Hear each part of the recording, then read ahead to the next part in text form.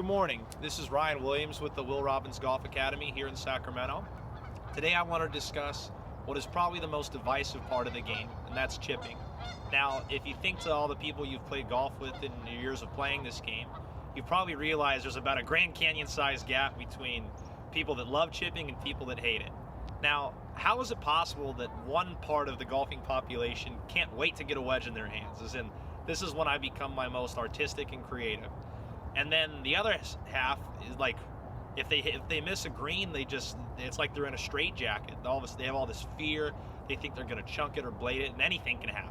Now, in my opinion, the main reason why we tend to have this big gap between people that love it and hate it is mainly to do with the setup.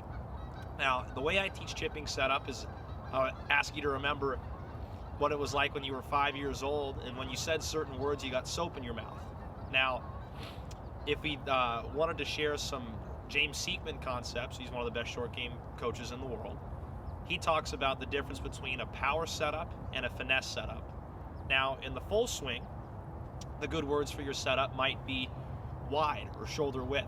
It might be a little bit of squat, because from here, I'm setting my body up to do powerful things.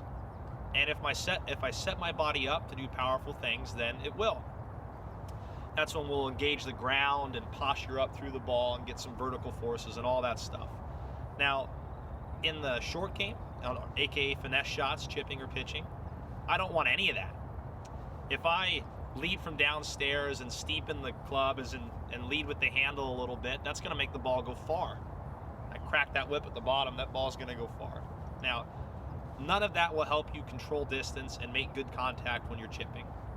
So our good words in the short game are narrow, tall, and close.